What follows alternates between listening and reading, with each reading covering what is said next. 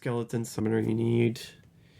Sextrus binder, Hamlin, you know, something like this. So it's just a matter of time. I'm gonna have an amazing... Ooh, Hellions.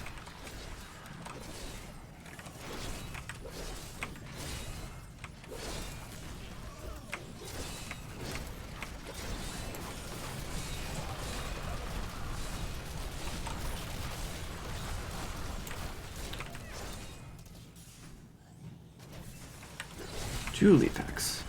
Yes, yes, yes, please.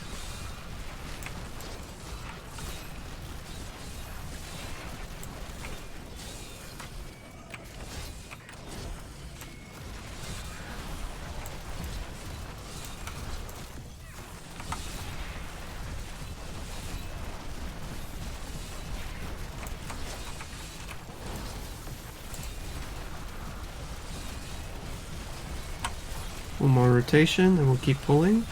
Alright, let's pull.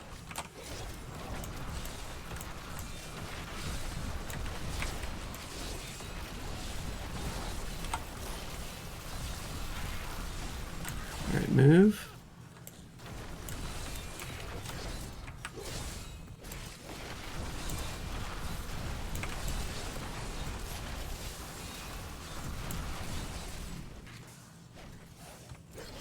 Eek. There's nothing in this corridor. This might be a good spot for the seasonal bonus, though.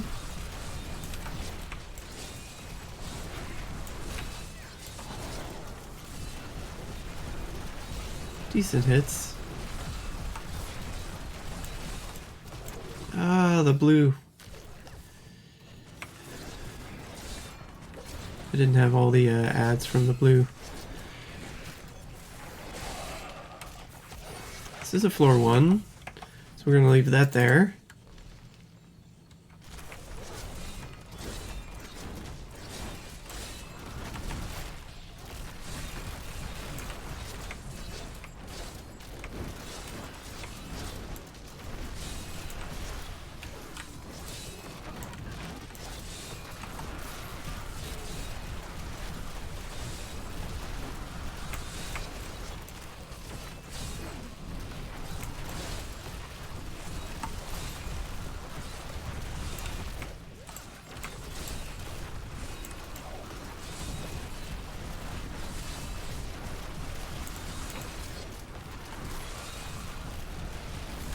Alright, let's move.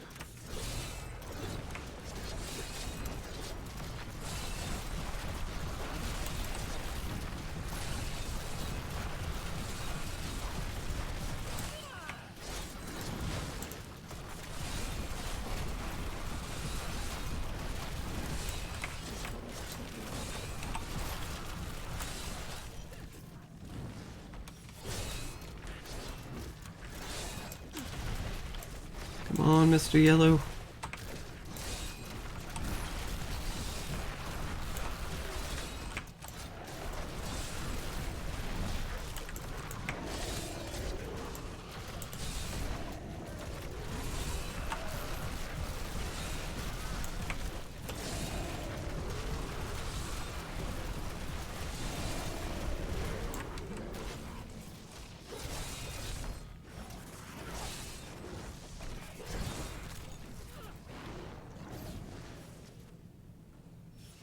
Oh, there's like nothing here. Oh, too many charges. Okay, well.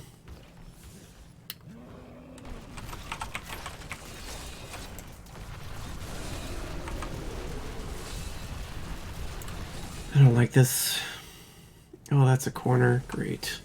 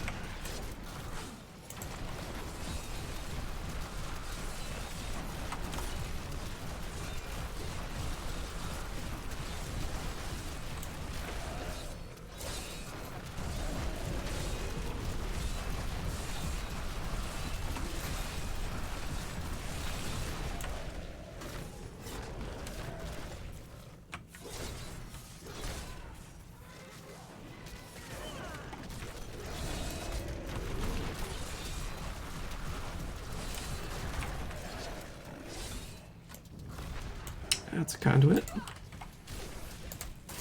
There's 2 elite packs there.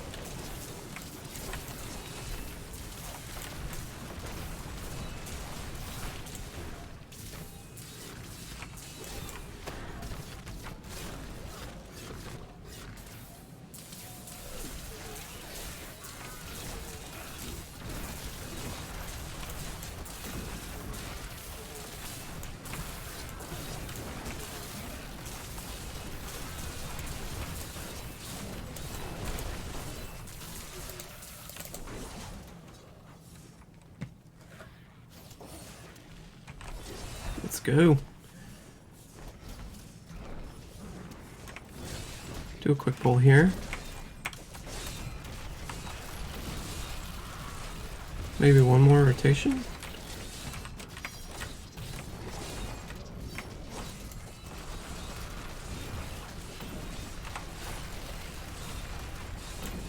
Alright, let's move. And arcs. Ooh, we do have summoners here. This is good. Oh, yes. Please, please, please.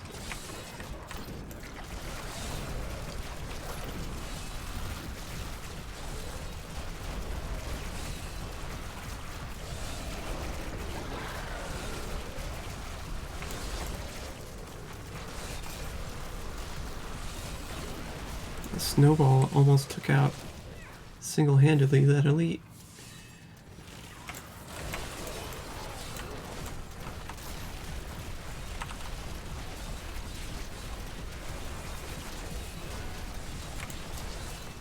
What a lucky snowball. Let's keep going. Come on.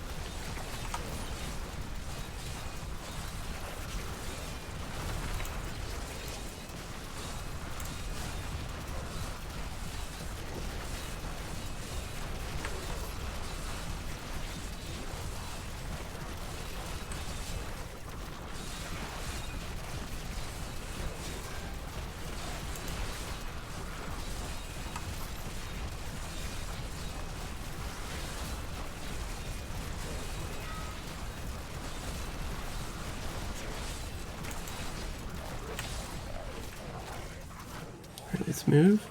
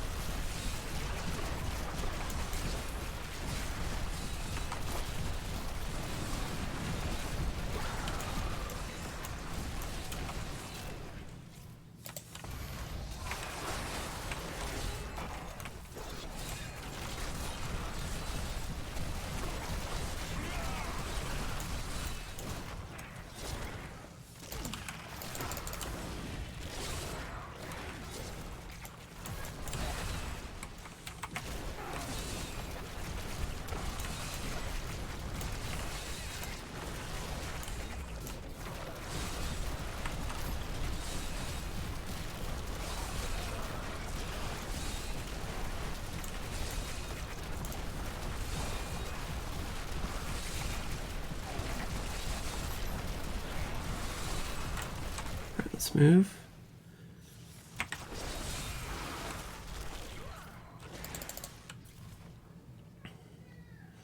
Actually, you know what? Let's go back. I think we have enough. All right.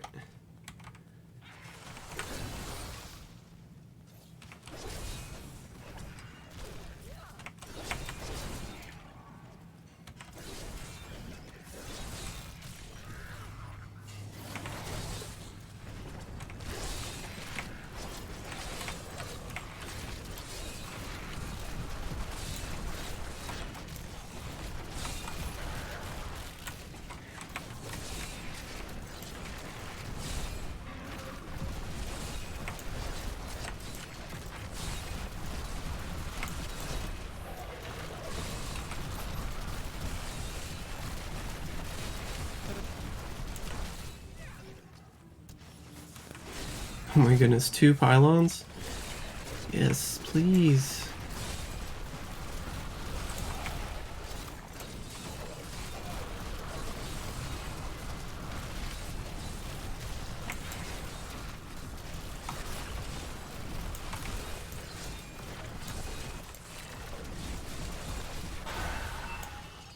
Butcher.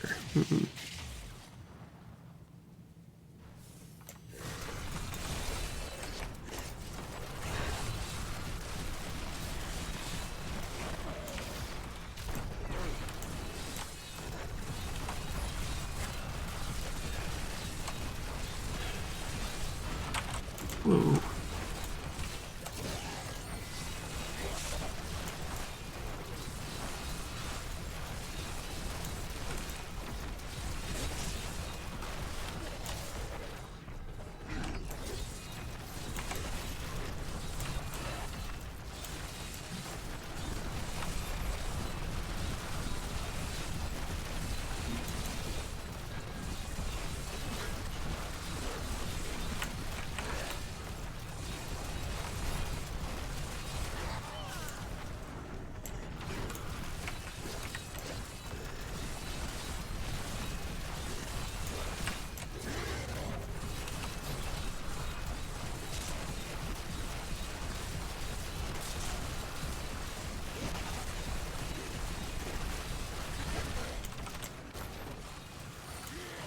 Did you just kill my simulacrums? Oh my goodness.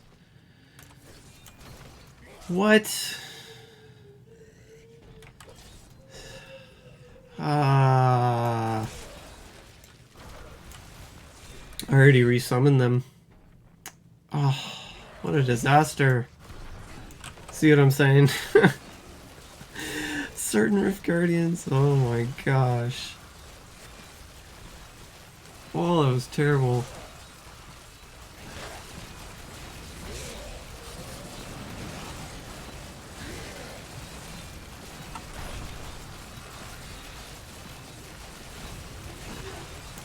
Oh, we might as well click the pylons. Let's see if we can pull them together. It is Illusionist.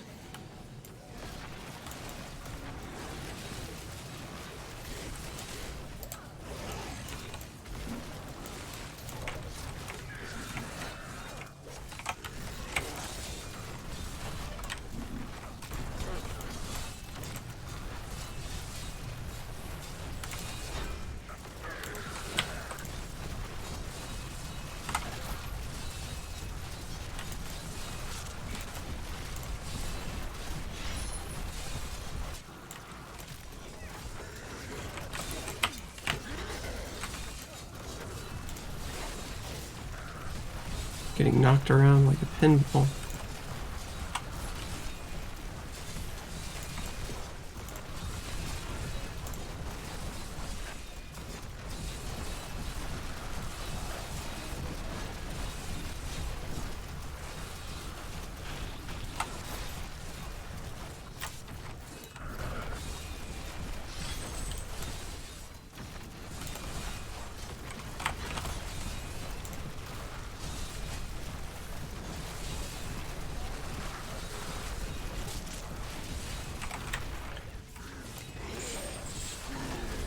Yeah. We still did it. Oh my goodness. All right, well, here's your build. Yeah, I like gave up and was just like, what do I do? And then it just hit me. It was like, pull them together. And then we got the Illusionist. The Illusionist is what set it off, because gave me that extra density with the power pylon. Would never have been able to kill the RG otherwise. Wow. Just wow. And granted, I usually would not click a speed pylon when I'm facing the Rift Guardian. I guess it's still good to click the speed pylon if you're facing the Rift Guardian, but I wouldn't click it right away because you need to stack Stricken, and clicking the speed pylon makes you attack slower by, I think you lose 20% DPS, but you gain the extra targets for multiplier. So overall it is a DPS increase. It's just kind of a sad thing to have to get as compared to, but that situation where we had the power pylon and the speed pylon, ooh, yes, oh, yes. Oh my goodness, yes.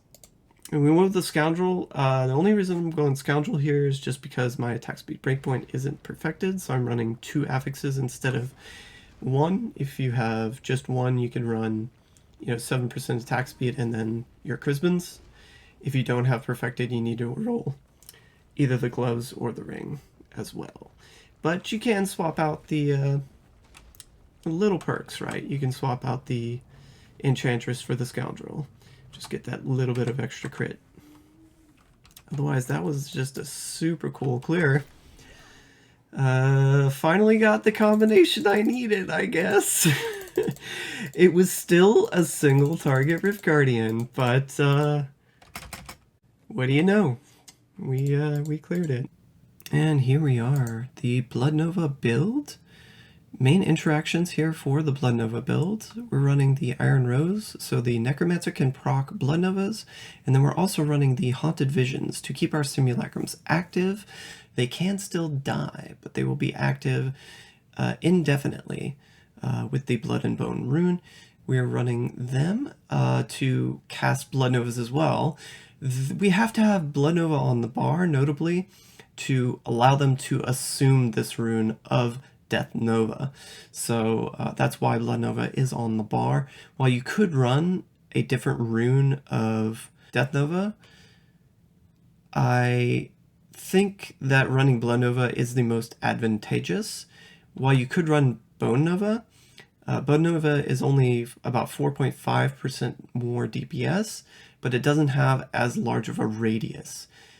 Granted, the Simulacrum cast Blood Novas, from my testing at least, are only putting out about a 20-yard radius Blood Nova, but it's still better than the 12-yard radius that you would get with Bone Nova, right? So more overlap means more DPS in general, so that's my take on that. We're scaling up our Simulacrum health points. This is going to be incredibly important for helping them survive in the Rift. So scaling that life percent, going with the Leoric's Crown, with the Amethyst. We're running Vitality Gems and Gear. We're running life percent on shoulder piece, chest piece, belt.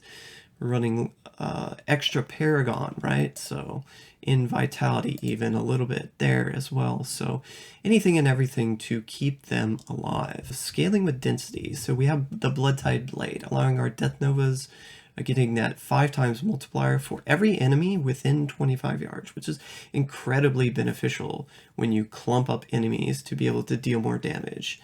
So at the higher end, you're going to need more density, in fact, to clear those rifts, right?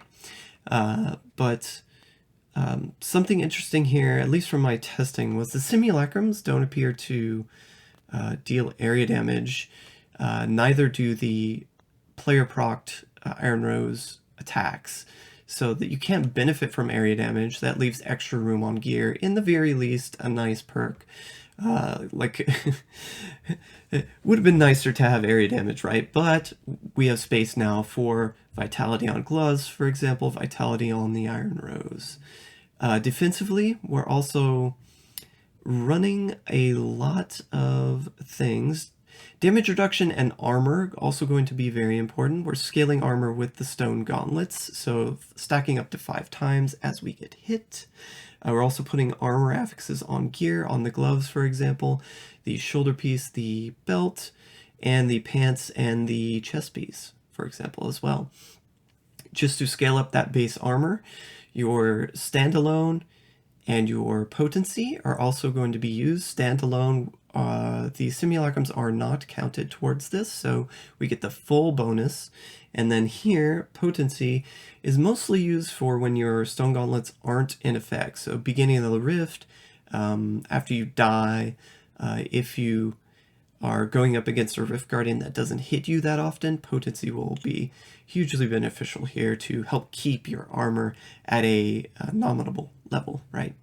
Dainty's Binding. So we've got a lot of damage reduction. We have the Legacy of Dreams, we have the Aquila, giving us that extra damage reduction. While we're channeling, new for 269 change was that Blood Siphon now procs Mantle of Channeling. So this will give us the damage reduction here. Notably, we also get the increased multiplier, which is pretty nifty. But keeping up our damage reduction is going to be fairly nice for keeping us alive, right? So we're going to want to keep cursing enemies with our Grim Scythe, Curse Scythe. This is going to be our main means of cursing in this build. And the reason we're running Curse Scythe is because we can get all 3 curses. We get Decrepify, Frailty, and Decrepify giving us that debuff damage reduction, of course, Frailty giving us that Execute, and most importantly, debuffing enemies with Leech is going to be incredibly important for recovery. But that's not the only thing that curses help us out with. We also have the Tragul's Corroded Fang, making sure that any enemy that is debuffed with a curse now has increased damage against them, so it's super important that enemies are debuffed. You get some minor benefit from Decrepify as well, because the slow that Decrepify applies will proc your level 1 Crispins at range. Right now, you only benefit from that slow when enemies are within 15 yards from this secondary on the trapped bonus that would slow enemies. But if you are consistently cursing enemies, you don't have to worry about that as much because they'll be decrepified enemy, which is, it was a kind of a little nice perk there. We also have Spreading Malediction in this build, giving us that increased damage, again scaling up our damage just that little bit more each enemy we have cursed, so incredibly important. Because our main attack is going to be different, we're using Siphon Blood to proc our Blood Novas. Then our method of cursing here, we're not going to be able to reapply curses that often, so we're going to be running Eternal Torment to make sure that enemies that we do curse are going to keep those curses, at least if they're within the area. Rotation here is going to be, you're going to curse enemies, you're going to group them up while you're cursing them, making sure to apply all of your curses, and then we're going to tap our Dislocation Stun. This will stun them for 2 seconds during our physical rotation of conventional elements. And this will proc that increased damage from the Crispins. Crispins dealing that tripled bonus if enemies are stunned or, you know, knocked back, these sort of things, right? So we're going to stun them, get that increased damage during our conventional elements. It's going to be our heaviest damage focus there. Though, notably, I found that you can still deal a lot of damage just from the level 1 Crispins here with the Blood-Tide Blade, especially if you have a lot more density in the area that get pulled together, especially if your follower. Having that S of Johan going to be very important. If you can make it into the Oculus ring that your follower spawns, that's good, but if it is not positioned in the middle of a lot of density, then I might choose to not stand in that Oculus ring. It's just a matter of where it spawns. Okay, let's get back into recovery here. So the Leech Curse is going to scale its recovery based on our Simulacrum health. So before, when I was talking about keeping our Simulacrums alive, that's also going to help our recovery. Remember, Leech can be applied per target, so it's also helping us scale this recovery with density. So the more targets cursed, the more recovery we get. On top of that, we're attacking extremely fast with this build, getting as low as the 20 frames per attack interval, as long as your attack speed is within this range here, 1.6595 to 1.8257. This is sheet APS. This puts you with Swift Harvesting. You'll have 1.9084 to 2.0995 attacks per second. And that'll put you right there where you want to be, getting you that 20 frames per attack interval with your Blood Nova procs and your Simulacrum procs. Notably, your Simulacrums, they do have a slight delay of 9 frames. They typically proc 9 frames after your own Iron Rose goes off, but it's still a regular interval. It's a cadence that the game adheres to, right? So you can gear this particular amount of attack speed by putting attack speed on weapon, on Paragon, on your Enchantress, because we're going to be running Enchantress, and one other affix. So in this particular case, I've run Crispin Sentence. If you were running a Unity configuration, which you can do, you would wear the Unity for the elite damage, and you would run attack speed on the gloves. So that's what I would recommend if you're doing that. But regardless, we have one affix. If, however, your attack speed is not perfected, so say your weapon attack speed isn't perfect or your ring attack speed isn't perfect, either one, by any amount, if it's not 7%, then you'll want to put an additional affix on gear. You would pretty much need to add it to either the gloves or the ring, whichever one is most easily placed for your particular gear that you've acquired in season. We're running the Steward's Greaves. Combination with the Nemesis Bracer and the Flavor of Time allows us to, for example, we're going to be in the Rift, we're going to be dragging elites with our Suppress, another rune we're running on Blood Nova. While you could run Drain Life here, the amount of health that this restores is like next to, it's not significant, right? So I've chosen to run Suppress as the rune on my Siphon Blood to help me pull enemies within the Rift. And for example, if you were in a situation where you were pulling multiple elites throughout the Rift, and you happen to run into a conduit pylon, you get that double duration on the conduit pylon, and you can additionally use the increased movement speed from the Steward's Greaves to progress through the Rift and find more elite packs, perhaps pull in, you might find even 2 more elite packs from the Nemesis spawn, plus, just being able to run ahead and get those elites grouped up, right? So really cool synergy there. Also really good for increasing the duration of a power pylon. Now, power pylon is very particular. It's not quite as useful in the Rift. If you have to use a power pylon within the Rift, I would say focus on trash clearing. Just skip more elites, because that's where you're going to get your most benefit from the power pylon within the Rift. But if you're able to save that power pylon for the Rift Guardian, if it happens to spawn near the end of the Rift, or if it spawns on the first level, you can even leave it there. And since we have the Steward's Greaves, you can always run back to that power pylon, and you can always have that available for the Rift Guardian if it's properly spawned, positioned, right? Which can help you clear those Rift Guardians, especially this particular build, since it's more reliant on density, and we stack Stricken a little bit worse. Having the additional target count for challenging that Rift Guardian is going to be more important. Saxtus, Hamlin, Binder, Skeleton Summoner, these type of Rift Guardians are going to be more desirable with this build, and just getting more enemies via the Nemesis Bracers is going to be important. Something notable here is that the elite packs that spawn from the pylon, when you're going up against a Rift Guardian, the affixes can be extremely detrimental here. If you get knockback, if you get wormhole, if you get, extremely unlucky affixes, they can disrupt, like Nightmarish can completely destroy your power pylon efficiency. So that's just another level of RNG here that we're dealing with. Anyway, Stricken stacking here, going to be next to nil. It's going to be very inefficient because we're going to be using Siphon Blood as our main Stricken stacker. While you could use Cursed Scythe or Blood Nova manually cast, both of these have some sort of attack speed multiplier that desyncs them, as far as I can tell, even more from that Stricken ICD.